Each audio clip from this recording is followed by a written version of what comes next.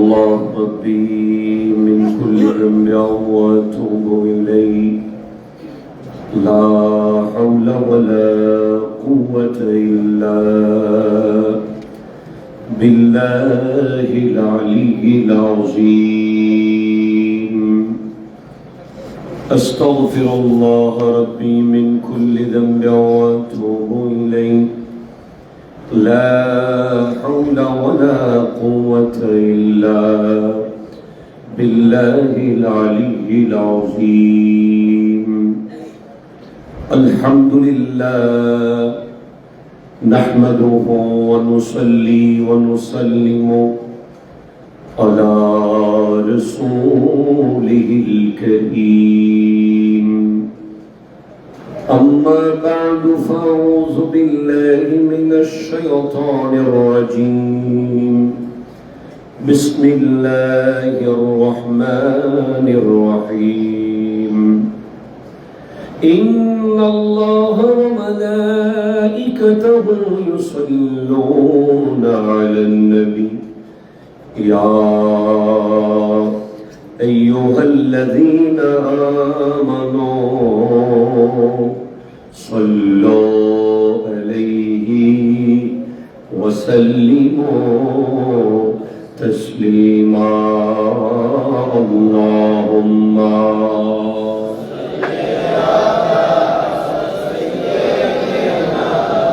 مولانا محمد وعلى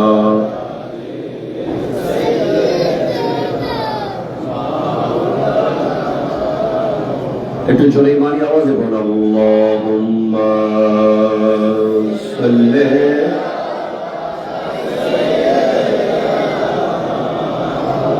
ওয়া আলা আলি সাইয়্যিদিনা أعوذ بالله من الشيطان الرجيم بسم الله الرحمن الرحيم وتعاونوا على البر والتقوى ولا تعاونوا على الإثم والعدوان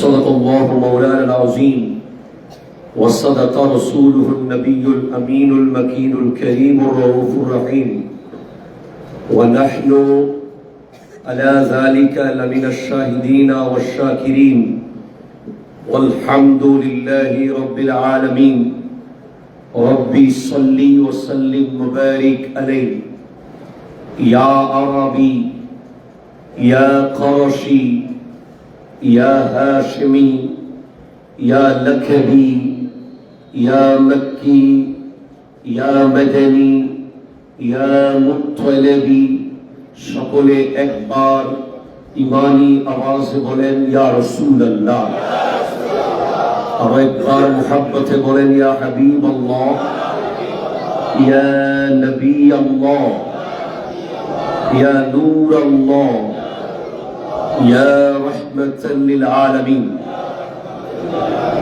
ঐতিহ্যবাহী রাজধানী ঢাকার খিলগাঁওস্থ তাহেরিয়া কমপ্লেক্স জামে মসজিদের সম্মানিত মুসল্লিয়ান ইকরাম মুরব্বিয়ানে ইজাম পর্দার মুস্তুরাত খাওয়াতিন মা ও বোনেরা আমার সালাম গ্রহণ করুন আসসালামু আলাইকুম ওয়া রাহমাতুল্লাহি ওয়া বারাকাতুহু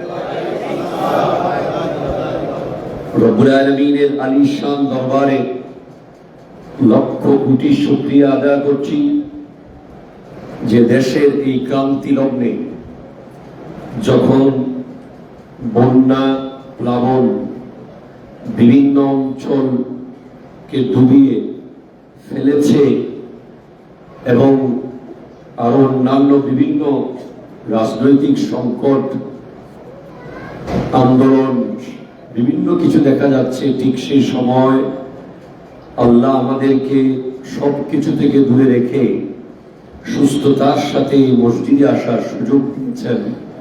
সকলে একবার মুহাব্বতে বলি আলহামদুলিল্লাহ।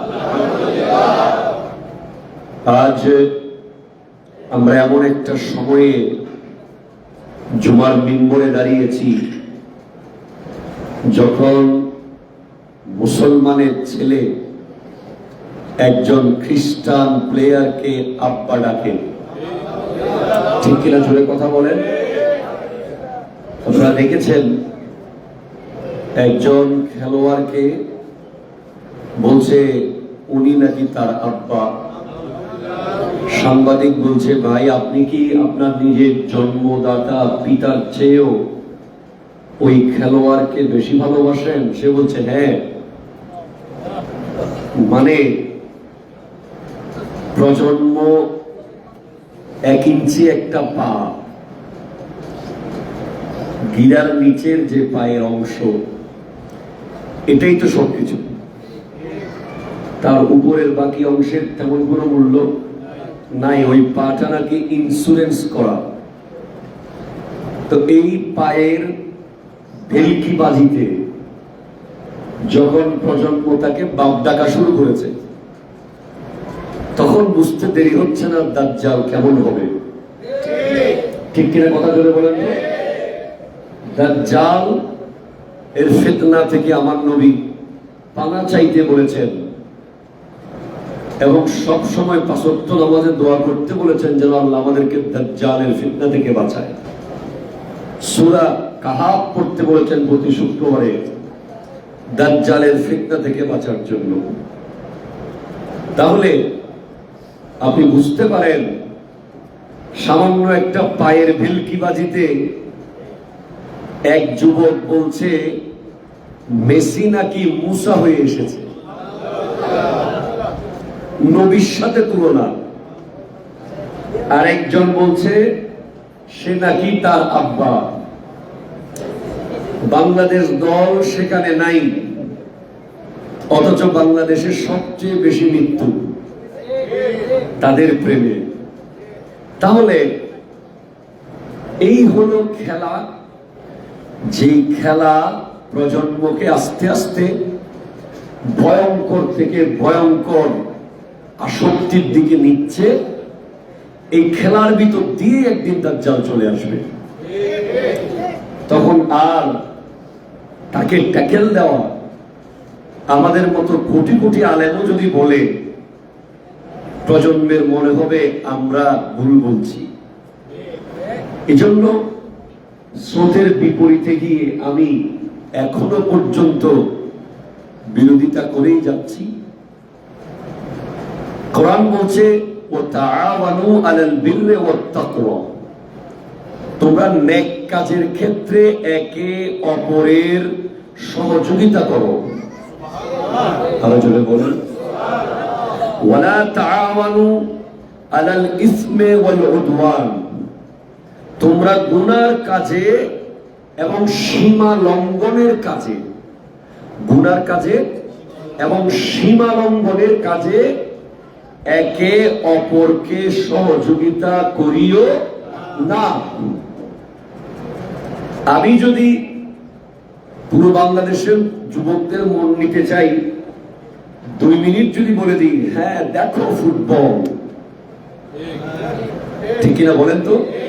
আমি যদি 2 মিনিট বক্তব্য রাখি, হ্যাঁ তোমাদের দেখতে হবে, মানসিক শান্তির জন্য দেখবা, এনজয় করো, এরকম করে ফতোয়া দিয়ে দিই, দেখবেন যে হাজার হাজার যুবক আমাকে পছন্দ করা শুরু করবে যে এই হুজুর ঠিক আছে। ওই হার্টের ডাক্তার যখন রোগীকে বলে গরুর গোশত খাইয়েন না, তখন ডাক্তার খারাপ, কয় নতুন ডাক্তারের কাছে যান, গোশত বাদ দিয়ে দিতে কইছে, এটা কি ডাক্তার আবার? ঠিক কিনা বলেন? গোশত খাইতে কইলে ওই ডাক্তার ঠিক আছে, ওষুধ দিব। তো এখন আমি জানি যে ইয়ানাতুল কুফরে কুফর, কুফরিকে সাহায্য করাও কুফরি, ঠিক কিনা জোরে কথা বলেন? কুফরির কোন বিষয়কে, কাফেরের কোন বিষয়কে সাহায্য করা মুখ দিয়ে, ইশারায়, ইঙ্গিতে, হাত দিয়ে, সেটাও কুফরি। এজন্য আমরা কোন ক্ষেত্রে প্রতিযোগিতা করব? আজ আপনি দেখেন চট্টগ্রামের বন্যা আপনাদের চোখের সামনে, ঠিক কিনা বলেন? আমরা চেষ্টা করেছি, আলহামদুলিল্লাহ আপনারা গর্ব করে বলতে পারবেন এই বন্যার্থ এলাকায় সর্বপ্রথম যিনি ভালোবাসার পুটলি নিয়ে গিয়েছিল উনি আপনাদের ক্ষতি। মারহাবা নাই, আরো জোরে। এবং সেটা দেখে পুরো বাংলাদেশের তরুণ প্রজন্মের উলামায়ে কেরাম, রাজনৈতিক ব্যক্তিত্ব, ইউটিউবার, ব্লগার, ব্যবসায়ী, শ্রমজীবী সবাই ছুটে গেছে একে একে। এটা হলো একে অপরকে ভালো কাজে সহযোগিতা করা, উদ্বুদ্ধ করা, নেক কাজে মানুষকে এগিয়ে আসার জন্য উৎসাহিত করা। এটাই কোরআন বলছে, জোরে বলেন সুবহানাল্লাহ। এই যে গত পরশুদিন রাতে চট্টগ্রাম রাঙ্গুনিয়া আমার মাহফিল ছিল, পাহাড় ধসে 30টা বাড়ি গরু ছাগল সহ মাটির সাথে মিশে গেছে। এই যে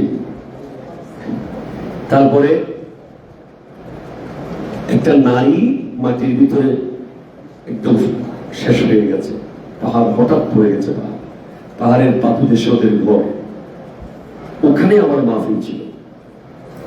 এখন ওখানে আমাকে ওরা 25,000 টাকা হাদিয়া দিয়েছে। আমার কলিজা ভর ধরে নাই। আমি যখন থেকে টাকা নিয়ে আসবো আমি তাদেরকে 20,000 টাকা নিয়ে চলে এসেছি এই ঘরগুলোর জন্য। কারণ আমার আল্লাহ বলছেন তোমরা নেক কাজে এবং ভালো কাজে একে অপরকে সহযোগিতা করো। এটা চলে বলেন না সুবহানাল্লাহ। আমি বিশ্বাস করি যে এটা আমি একেবারে গোপন রাখতে পারতাম, কাউকে না জানাতে পারতাম, কিন্তু ইসলামে ওপেন দানের কথাও আছে, গোপন দানের কথাও আছে। অনেক সময় ওপেন দান করতে হয় কারণ প্রতিযোগিতার জন্য। যখন আমার একজন কলিগ বা বন্ধু দেখলো যে উনি 20,000 টাকা দিছে, তখন সে চিন্তা করবে আমিও তাহলে 20,000 টাকা দিই। এইভাবে একে অপরের সহযোগিতায় আমার বাংলাদেশে প্রত্যেকটা বন্যায় লাস্ট 2-3 বছর শুধুমাত্র একজনের দেখায় একজন, একজনের দেখায় একজন, একজনের দেখায় একজন করে সিলেটের বন্যায় প্রায় 1000 খানেক গাড়ি গিয়েছে চট্টগ্রাম থেকে।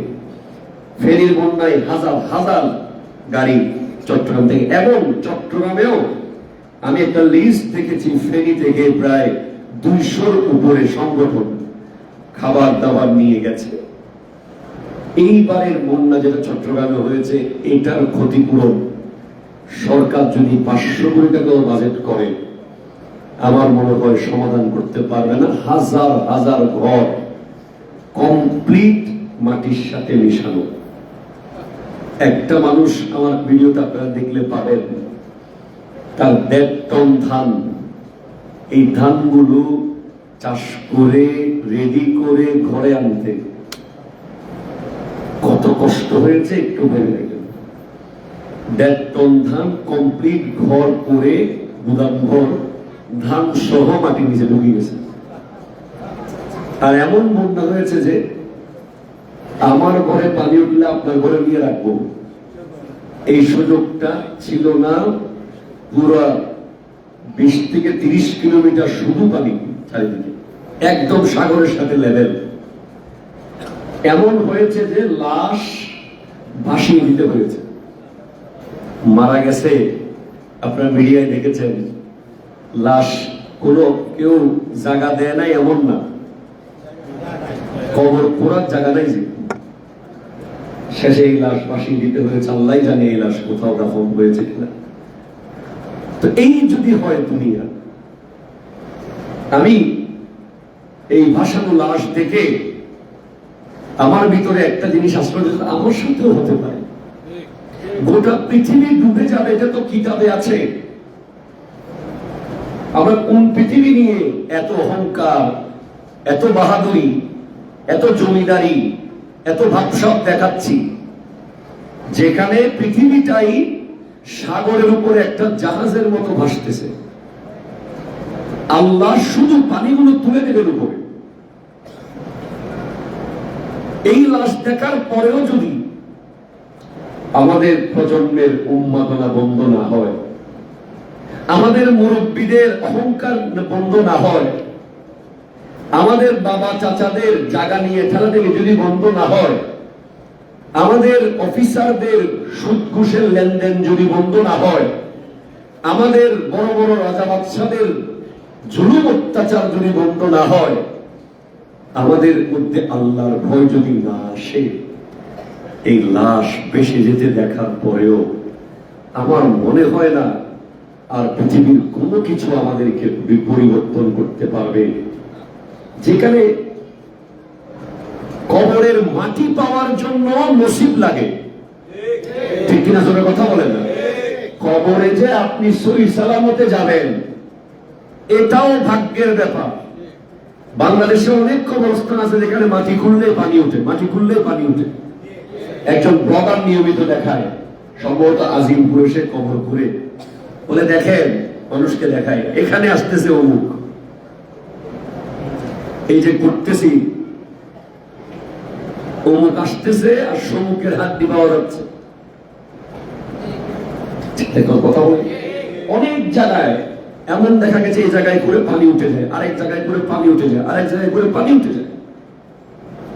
শেষ ঠিকানা 3 হাত মাটিও যদি নসিবে না থাকে, তাহলে এই দুনিয়ার জন্য কেন মিথ্যা, কেন অহংকার, কেন হানাহানি, কেন চুরি ডাকাতি? আমরা তো করবো আখিরাতের জন্য। এই যে আজকের দিনে আলহামদুলিল্লাহ যারা বন্যার্থদের পাশে দাঁড়িয়েছে, আমি তাদেরকে স্পেশাল মোবারকবাদ জানাই। তারা কি বিনিময় পাবে? আল্লাহ আল্লাহ আল্লাহ বলে আমার নবীর কয়েকটা হাদিস বলে রাসূল সাল্লাল্লাহু আলাইহি ওয়াসাল্লাম ইরশাদ করছেন, আহাব্বুন নাসি ইলাল্লাহি আনফাউহুম লিন-নাস। আল্লাহর কাছে সবচেয়ে প্রিয় মানুষ সে যে মানুষের জন্য বেশি উপকার করে। একটু জোরে বলেন। আপনি কোন মানুষের উপকার যখন করবেন আপনি আল্লাহর প্রিয় হবেন। কেন জানেন? কারণ পৃথিবীর সব মানুষের দায়িত্ব কার? আরো জোরে বলেন না। তো আল্লাহর যে জিম্মাদারি আল্লাহর কাছে আছে, তার বান্দাকে রিজিক দেওয়া, পালন করা, সুস্থ রাখা, এই কাজটা আল্লাহ আরেক বান্দাকে দিয়ে করায়। তো আপনি আল্লাহর পক্ষ থেকে আল্লাহর প্রতিনিধি হয়ে সুবহানাল্লাহ বলতেছেন। শাহজালাল ইয়েমেনি রব্বুল আলামিনের প্রতিনিধি হয়ে এই দেশে ইসলাম প্রচার করেছেন। আমার নবী আল্লাহর পক্ষ থেকে জিম্মাদারি নিয়ে গোটা পৃথিবীতে দ্বীন প্রচার করেছেন। সেভাবে আমরা যারা মানুষের পাশে দাঁড়াই, আমরা সবাই আল্লাহর প্রতিনিধি। কারণ আল্লাহ বলছেন, ইন্নী জাইলুন ফিল আরদি খলিফা, আমি পৃথিবীতে আমার প্রতিনিধি সৃষ্টি করতে চাই। এটা জোরে বলেন না, কথাটা বুঝিয়েন। প্রতিনিধি যদি একজন নেতা হয়, তাহলে নেতার শান অনুযায়ী প্রতিনিধি হবে। প্রতিনিধি যদি একজন সন্ত্রাসী হয়, তাকে দেখে সন্ত্রাসীকে চিনা যাবে, ঠিক কিনা বলেন? প্রতিনিধি যদি একজন চোরের হয়, ওই প্রতিনিধিকে দেখে চোরটা কত বড় বোঝা যাবে। প্রতিনিধি যদি একজন গডফাদারের হয়, ওই গডফাদারকে চিনতে হলে প্রতিনিধি দেখলে চিনা যাবে। প্রতিনিধি যখন আল্লাহর হয় তখন শাহজালাল ইয়েমেনি হয়। একটু জোরে বলতেছেন না সুবহানাল্লাহ? প্রতিনিধি যখন আল্লাহর হয় তখন সৈয়দ আহমদ শাহ সিরিকুটি হয়। প্রতিনিধি যখন আল্লাহর হয় তখন তৈয়ব শাহ রহমতুল্লাহ আলাইহি হয়। তো আমরাও কার প্রতিনিধি হব? আমরা কি লিওনেল মেসির প্রতিনিধি হব, না নেইমারের প্রতিনিধি হব, না ইসরায়েলের প্রতিনিধি হব, না আমেরিকার প্রতিনিধি হব, না আল্লাহর প্রতিনিধি হব? এটা আমাদের কাজ প্রমাণ করবে। ঠিক কিনা জোরে কথা বলেন? আপনার কার্যক্রম এমন হবে যে ওই যে আল্লাহ বলেছেন আমি পৃথিবীতে আমার খলিফা সৃষ্টি করতে চাই। ফেরেশতারা বলেছিল আতাজআলু ফিহা মান ইউফসিদু ফিহা ওয়া ইয়াসফিকু দিমা, আপনি সেখানে এমন কাউকে বানাবেন যারা সেখানে মারামারি করবে, হানাহানি করবে, রক্তপাত করবে। তখন আল্লাহ বলছেন না, ইন্নী আ'লামু মা লা তা'লামুন, আমি যা জানি তোমরা তা জানো না। ফেরেশতাদেরকে চ্যালেঞ্জ দিয়েছিলেন আল্লাহ। ফেরেশতারা বলেছিল নাহনু নুসাব্বিহু বিহামদিকা ওয়া নুকদ্দিসু লাক, আমরা আপনার পবিত্রতা বর্ণনা করি, আপনার প্রশংসা করি, আমরা তো আছি, এদের আবার কি দরকার? আল্লাহ বলছেন না, আমি যা জানি তোমরা তা জানো না। তো আজকে যারা নেক কাজ করে, সৎ কাজে আদেশ দেয়, ভালো কাজের প্রতি মানুষকে উৎসাহিত করে, নিজে মানুষের কল্যাণ করে, সে মূলত প্রকৃত আল্লাহর প্রতিনিধি। একটু জোরে বলেন সুবহানাল্লাহ। এরপরে আমার নবী বলছেন ওয়ালা আন আমশিয়া মা আখি ফি হাজাতি আহাব্বু ইলাইয়া মিন আন আ'তাকিফা ফি হাযাল মসজিদ শাহরান। আপনারা সুবহানাল্লাহ আসতে বলতেছেন, এটা বাংলা শোনার পরে সুবহানাল্লাহ আওয়াজ জোরে দিয়েন যদি বুঝেন। আমি যদি, নবীজি বলছেন, আমি যদি আমার মুসলমান ভাইয়ের একটি প্রয়োজন পূরণ করি, একটি প্রয়োজন পূরণের জন্য, এখনো পূরণ করি নাই, পূরণের লক্ষ্যে তার সঙ্গে চলি, আরো জোরে বলেন। নবীজি বলছেন আমি যদি আমার একজন মুসলমান ভাইয়ের প্রতিনিধি হাজত, তার প্রয়োজন পূরণ করার জন্য তার সাথে চলি, তবে তা আমার কাছে ওই মসজিদে 1 মাস ইতিকাফ করার চেয়েও অধিক প্রিয়।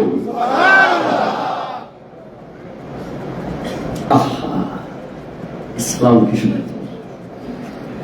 আপনি, এটা হাদিস আল মুজামুল আওসাত আত-তাবরানী, হাদিস 6026 নম্বর হাদিস তাবরানী শরীফে। আপনি ইউ all of us যদি কোনো মুসলমানের প্রয়োজন পূরণের জন্য অথবা আপনার ভাইয়ের ভাই আমার নবী ভাই বলেছেন আজকে 10 টাকা বেশি খরচ হচ্ছে, তাই কি করতে থেকে বের করে দিয়েছেন। ভাইয়ের ইনকাম একটু কম, এজন্য ভাইয়ের সাথে থাকা যাচ্ছে না। ভাইয়ের ফলাফল বেশি, আমার কেন খরচ বেশি হবে? 1 মাস ইতিকাফ, 1 মান্থ মসজিদে 24 ঘন্টা নামাজ পড়া, ইবাদত করা, ইতিকাফ থাকা, কোরআন পড়া, দুনিয়ার সবার সাথে সম্পর্ক ছিন্ন করে যে ইতিকাফ, নবীজি বলছেন তার সাথে চললে শুধু। এখন পূরণ করে দাও নাই, কি করেছো? আচ্ছা চলো আমি তোমার দেখি, জানো আমার একটু সমস্যাটা হয়েছে, আমার ছেলেকে স্কুলে ভর্তি করতে পারতেছি না, আচ্ছা চলো দেখি কি করতে পারি। ভাইজান আমার মাকে হাসপাতালে ভর্তি করতে পারতেছি না, আচ্ছা চলো দেখি। ভাইজান আমি একটু চট্টগ্রাম যেতে চাচ্ছি, আমি কোনো মতে টিকিট করতে পারি না, একটু চিটাং রোড যদি যাওয়ার ব্যবস্থা করে, যাচ্ছে চলো। আপনি এখনো করে দেন নাই, যার সঙ্গে চলেছেন নবীজি বলছেন এটা আমার কাছে 1 মাস ইতিকাফের চেয়ে উত্তম। এবার আপনি যদি কাজটা করে দেন,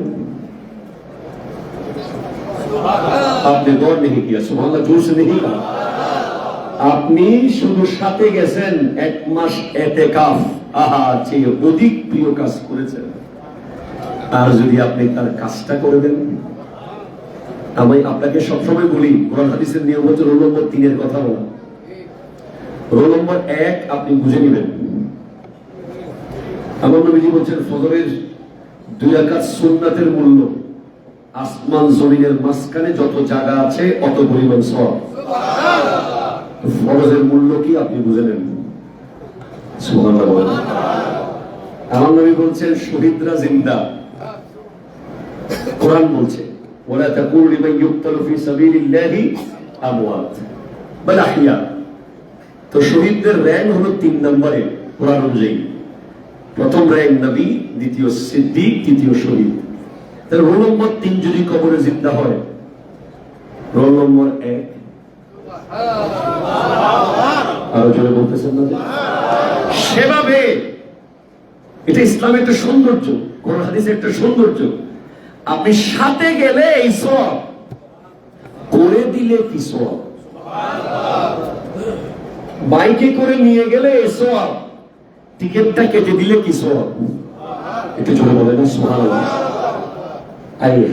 আল্লাহ তো দরুদ শরীফ পড়েন, অন্তর ঠান্ডা হয়ে গেছে হাদিসটা শোনার পর। আল্লাহুম্মা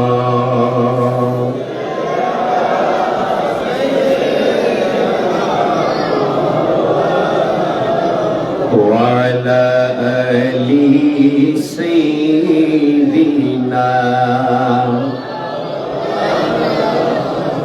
আল্লাহ আল্লাহ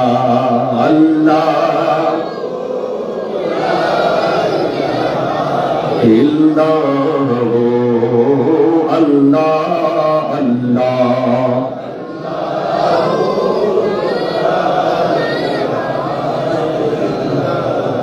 একটু জোরে বলবেন না?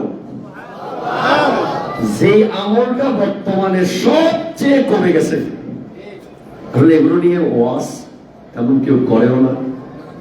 সারা বছর একই জিনিস বলতে থাকে, এই কারণে অনেক মানুষ জানে না।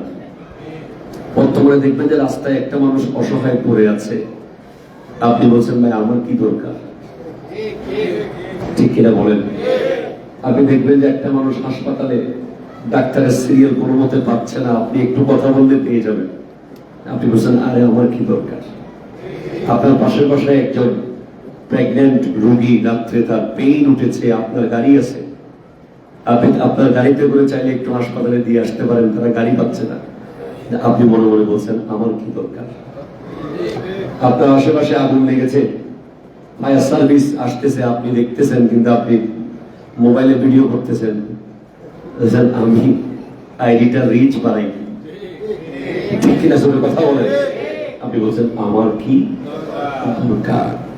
আপনি রেস্টুরেন্টে খাচ্ছেন, বাইরে জানালার পাশে দেখতেছেন গরিবের ছেলে একটা দাঁড়ায় আছে, কেউ একটু দিবে কিনা, আপনি মনে মনে বলতেছেন আমার কি দরকার।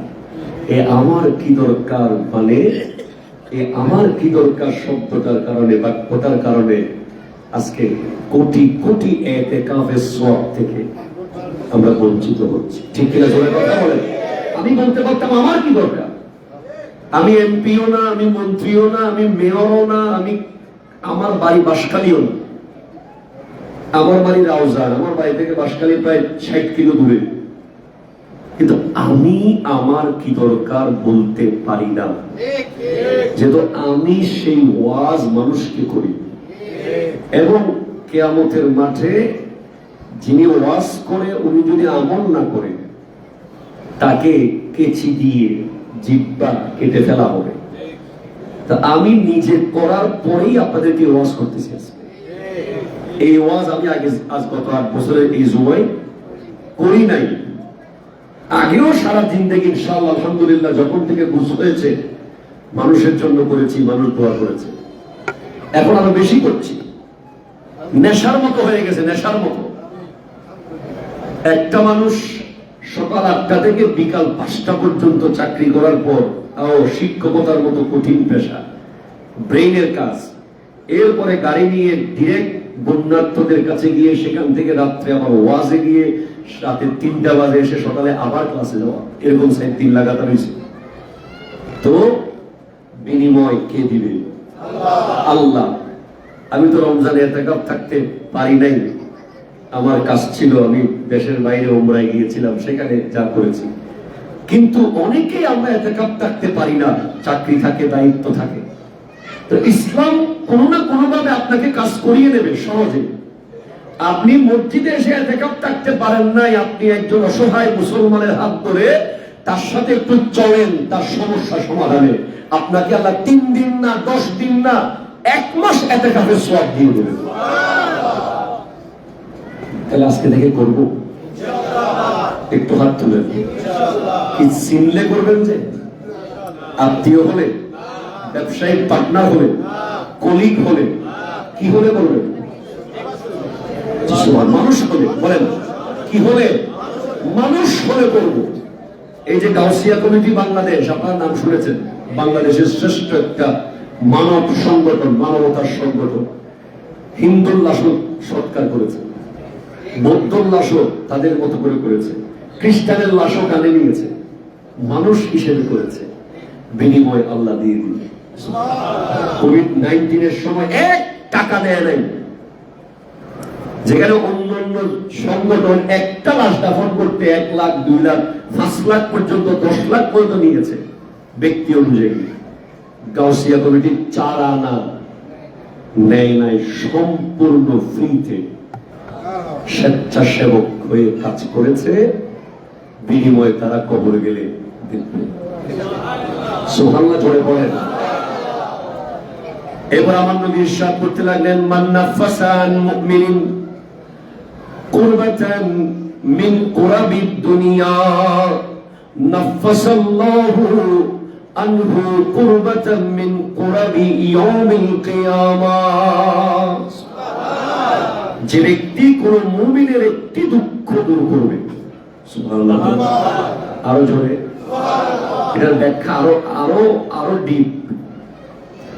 ওটাতে সওয়াব দেওয়া দিবে বলা হয়েছে, এতেকাফের সওয়াব, কিন্তু কিয়ামতের দিন দুঃখ দূর করে। কিয়ামতের মাঠে একটা দুঃখ আপনার দূর করে দেওয়া, এটা কোটি কোটি এতেকাফের চেয়েও আরো জরুরি, ঠিক কিনা বলেন? আপনার কাছে সওয়াবের পাহাড় আছে, কিন্তু হাসরের মাঠে আপনি পুলসিরাতে আটকে যাচ্ছেন, মিজানের পাল্লায় আটকে যাচ্ছেন, সওয়াল জবাবে আল্লাহর সাথে যে সওয়াল জবাব আটকে যাচ্ছেন। বলে কোন ব্যক্তি, সুবহানাল্লাহ বলেন, কোন ব্যক্তি, কোন মুমিনের, কার এর একটা শব্দ কিন্তু শুড বি পয়েন্ট আউট, মুমিন, এই শব্দটা একটু মার্ক করতে হবে, কার? আরো জোরে, কার? মুমিন। মুমিন মানে মুনাফিক নয়, কাফের নয়, গোস্তাদ নয়, বেঈমান নয়, নবী বিদ্বেষী নয়, ঠিক কিনা বলেন না?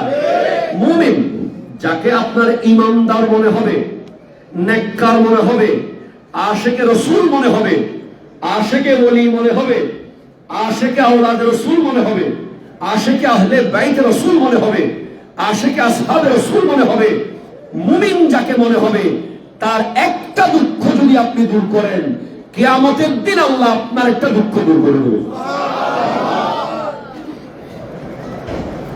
এটা একেবারে সহিহ মুসলিম হাদিস 2580, এবার সহিহ বুখারী হাদিস 2442 আমাদের এখানে হয়েছে।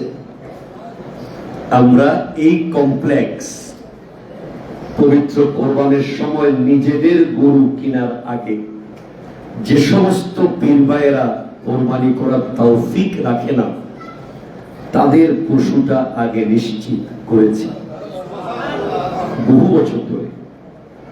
এই বছরও 2টা, প্রায় 3 লাখ 6 লাখ টাকা।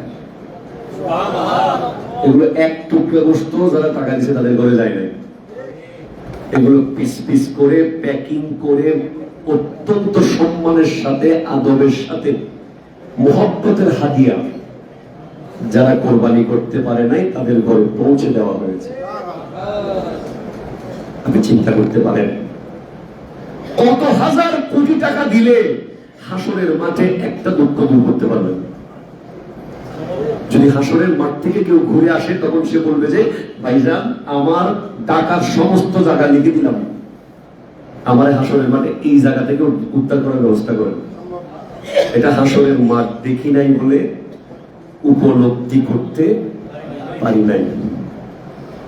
হাসরের মাঠ থেকে কেউ যদি, সবাই বলবে আল্লাহ আরেকবার যেতে দেন, আমি ঠিক করে আসতেছি এখন সব, আরেকবার ইয়া লাইতানি কুনতু তুরাবা, যদি আমি মাটি হয়ে যেতাম আজকে। ইয়া লাইতানি ইয়া লাইতানি ইয়া লাইতানি, অনেক কিছু আছে এরকম কোরআনে। যদি আমি তাদের সাথে থাকতাম, যদি আমি তাদের কথা শুনতাম, যদি আমি তাদের সাথে চলতাম, যদি আমি তাদের কথা মতো থাকতাম, আজকে আমার এই দোষ হতো না। যেখানে কোনো বন্ধু থাকবে না, কোনো সাথী থাকবে না, বাপ ছেলেকে চিনবে না, ছেলে বাপকে চিনবে না, সেই রকম জায়গায় একটা দুঃখ দূর হয়ে যাবে যদি আপনি কোনো মুমিনের একটা কষ্ট দূর করে দেন। আমরা খুব সহজে পারি, আমাদের আশেপাশে খবর নিলে আমাদের আশেপাশে অত্যন্ত কম খরচে আমরা অনেক সময় মাত্র 1 মিনিট ফোন করলেও অনেক বড় সমস্যার সমাধান হয়ে যায়। এরকম লোক আছে, আছে না নাই? একটু করে ফোন করে বলে দিলে 1 সেকেন্ড 1 পয়সাও খরচ পাই যায়। কিন্তু এই ফোনটা আপনি করতেছেন না কেন? ফোনটা যদি করে দেন, বিনিময়ে 10 লাখ টাকা আপনি পাচ্ছেন না, ওই ব্যক্তি গরিব। আরেকজনের জন্য করলে কথা বলে কথা বলে। একটা মুমিনের ছেলে আপনার কাছে একটা চাকরির জন্য গেছে, আপনার এক ফোনে চাকরি হবে, কিন্তু তার কাছে 5 লাখ টাকা 10 লাখ টাকা নাই, আপনি ফোনটা করেন নাই। তো কত কোটি টাকা দিলে আপনি কিয়ামতের মাঠে একটা সমস্যা সমাধান করতে পারবেন? এই হলো কোরআন হাদিসের জ্ঞান না থাকার কারণে, অজ্ঞতার কারণে এই জিনিসগুলো হচ্ছে। যদি তারা জানতো যে আমি ওই গরিবের ছেলেকে চাকরি দিলাম, আমি ওই গরিবের ছেলেকে এখানে ঢুকাই দিলাম, আমি ওই গরিবের ছেলের পরীক্ষার ফিস ক্ষমা করে দিলাম, আমি ওই গরিবের ছেলের হাসপাতালের বিল মাফ করে দিলাম যতটুকু পারছি, আমি ওই ছেলের গাড়ি ভাড়া কমাই দিলাম, আমি ওই ছেলের বাড়ি ভাড়া কমাই দিলাম। অনেক বাড়িওয়ালারা আছে না, দুঃখ দুর্দশার সময়ও বাড়ি ভাড়ার কোনো স্যাক্রিফাইস করে না। ওর বাসায় সবাই হাসপাতালে, রোগ পালাই চলতেছে, তার পুরো পরিবার হসপিটালে, কেউ ক্যান্সার, কেউ অমুকে আক্রান্ত, কিন্তু হাসপাতালের বিল দিতে পারেন বা না পারেন, বাড়িওয়ালার বিল দিয়ে ফেলতে পারেন। কোভিড-19 সময় আমরা দেখেছি বাড়িওয়ালারা চাইলে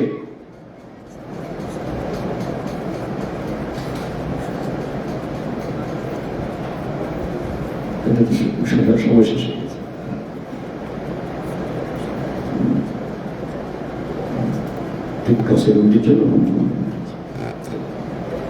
এই সমস্যা সমাধানের জন্য আপনি চাইলে আশেপাশে আপনি করতে পারেন। যদি করেন, কিয়ামতের দিন আপনার সমস্যা সমাধান করে দেবেন। এজন্য বিনিময় নিয়ে চাকরি দিয়েন না, বিনিময় নিয়ে হাসপাতালের বিল মাফ করাইন না। তো আমাকে 10 লাখ দিলে ওদিকে 20 লাখ মাফ করে দিব, আছে না নাই বলেন? এটা না। চেষ্টা করবেন আজকে থেকে সম্পূর্ণ আল্লাহর হস্তে একটা কল করে দিতে। একটা কল হয়তো আপনার বসিরাত পার হওয়ার ব্যবস্থা করে দিল। একটা কল যদি তার জায়গা বরাবর ব্যাটে বলে হয়, আল্লাহ বোঝার তৌফিক দান করুক, আমিন জোরে বলেন। আমাদের গাউসিয়া কমিটির ভাইয়েরা চেয়েছেন যে আপনারা বন্যার্থদের জন্য একটু সহযোগিতা করবেন।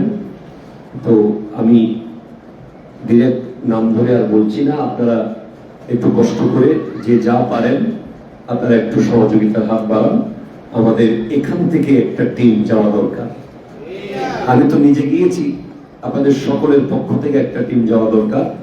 আপনারা যে যা পারেন বন্যার্থদের জন্য একটু সহযোগিতার হাত বাড়ান। আমাদের ছেলেরা কই, কে নিবে? তোমরা টোটো যে যা পারেন, একটা বক্স বা কিছু নিচ্ছ, কয়েকজন ওঠো দাঁড়াও, যে যা পারেন দেন। এখান থেকে একটা টিম গিয়ে সিলেটে আমাদের বাঁশখালী চট্টগ্রামের বন্যায় একটা সহযোগিতার হাত বাড়াবে। তাহিয়া জামে মসজিদের পক্ষ থেকে আপনারা সবাই একটু সহযোগিতা করেন। দর্শক আল্লাহুম্মা সাইয়্যিদিনা ওয়া আলা আলি সাইয়্যিদিনা আল্লাহ আল্লাহ আল্লাহ ইল্লাহু আল্লাহ।